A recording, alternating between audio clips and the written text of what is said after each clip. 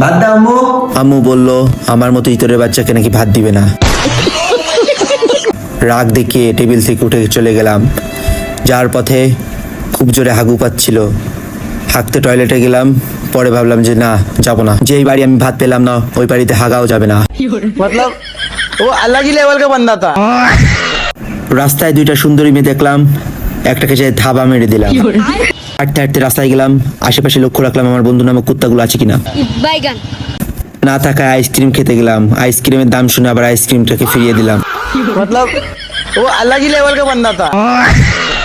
বাইরে অনেক রোদ্দুর ছিল, খুব রোদ্দুরে কষ্ট হচ্ছিল। একটু শান্তির জন্য ছায়ায় গেলাম, কিন্তু শান্তি বেশিক্ষণ আমার ভালো লাগে না, এজন্য গাছে ঝুলে পড়লাম।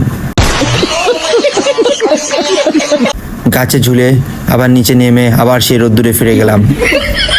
मतलब वो अलग ही लेवल का बंदा था।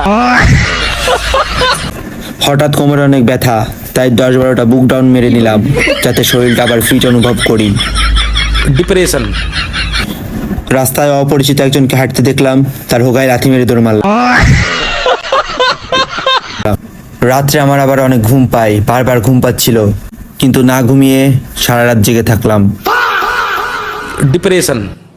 লাইক সাবস্ক্রাইব করে দাও, নাহলে তোমার বিয়ে হবে না।